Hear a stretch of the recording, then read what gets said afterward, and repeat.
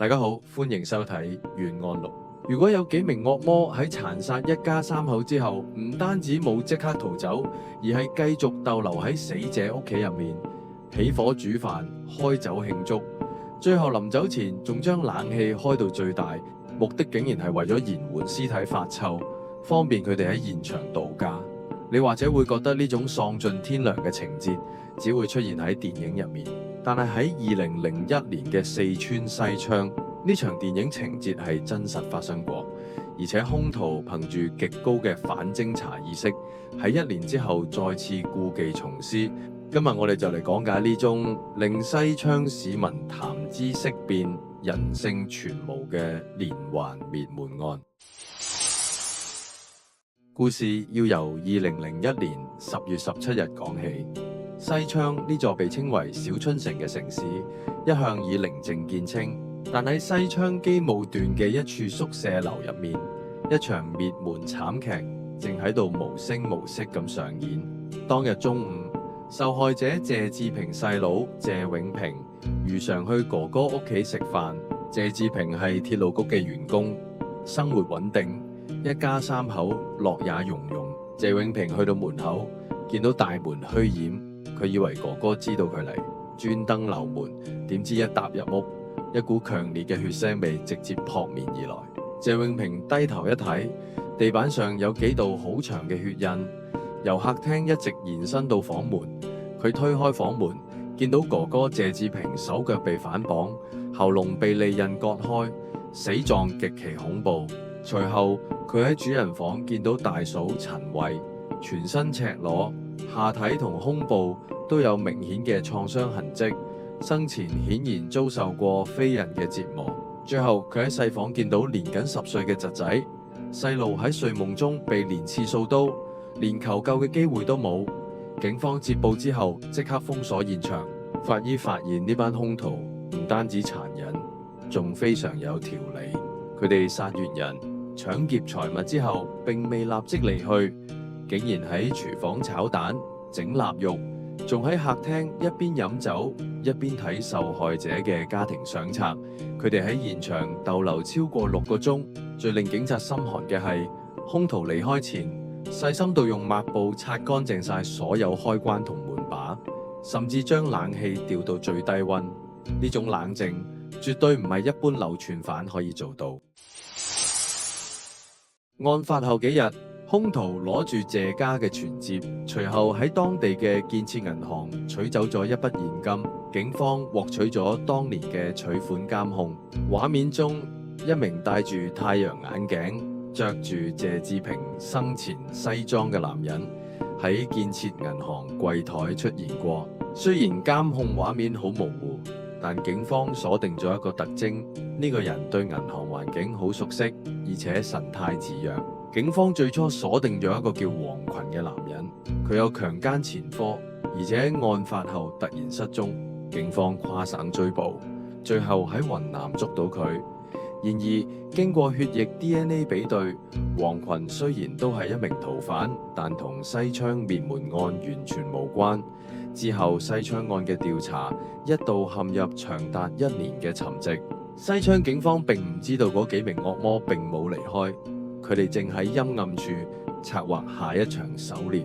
2002年11月10號深夜，西昌另一個小區，受害者陳某一家再次遭遇咗同樣的厄運。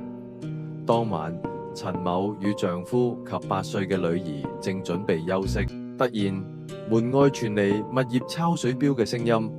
由於該名物業人員之前嚟過一次，陳某放鬆咗警惕，門一開，3名手持利刃嘅男子奪門而入。該案件中，兇徒嘅行兇手法殘暴程度升級。主犯羅玲娘為咗追求快感，喺殺死陳某丈夫之後，強迫陳某睇住佢哋如何傷害8歲嘅女兒。經過長達3小時嘅折磨後，兇徒將刀插入女兒嘅胸口，隨後佢哋將目標轉向陳某，用硬物重擊打其頭部，並喺現場再次開始咗佢哋嘅事後傳統：飲酒、煮飯、清理指紋。然而兇徒今次犯下咗一個致命嘅失誤，佢哋以為陳某已經死亡，但估唔到陳某喺重傷下頑強地幸存咗落嚟。就喺兇徒犯案離開後，佢爬出門口，用手拍打鄰居嘅門尋求救援，最終獲救。陳某康復後提供咗一個至關重要嘅線索，其中一名兇徒係佢曾經認識嘅水電工高遠。警方迅速出動，喺高遠嘅租住房附近布控。當警方攔截到一名試圖逃跑嘅可疑男子時，該男子出示咗一張名為廖先聰嘅身份證。幾乎喺同一時間，另一組警員喺監獄名單中發現高遠嘅獄友確實叫廖先聰，但照片對唔上。警方意識到呢名男子就係冒用身份嘅高遠。喺長達20個鐘頭嘅心理攻勢下，高遠供出咗主謀羅令良同黃邦衛。羅令良同黃邦衛並非普通流傳犯。羅令良喺入獄前曾學習過偵查同反偵查知識，甚至喺監獄中反覆研究各類刑事案例。佢喺審訊中大言不慚地表示：我覺得係一場博弈，警察有警察嘅規矩，我哋有我哋嘅規矩，我只係輸咗俾意外。羅令良交代，佢哋搶劫並不是因為走投無路，而係為咗維持生活品質。佢哋殺死細路嘅動機，僅僅係因為睇住細路驚恐嘅表情，會有一種掌控一切嘅權力感。呢種純粹嘅惡，讓在場所有辦案人員都感到不寒而慄。2004年，涼山州中級人民法院開庭審理呢單震驚全國嘅連環滅門案。喺法庭上，羅令良依舊表現得極其冷漠。佢喺最後陳述嗰陣話：我只係輸咗俾個意外，如果嗰個女人死咗，你哋永遠揾唔到我。呢種毫無悔意嘅態度，令在場嘅家屬痛不欲生。法院最後裁定，羅令良、黃邦衛、高遠3名主犯全部判處死刑，立即執行。雲某等其餘4名從犯分別判處無期徒刑至死緩。喺行刑前，羅令良要求食最後一餐飯，佢依然要求食蛋炒飯，仲對獄警講：呢碟蛋炒飯冇我自己炒嘅好食。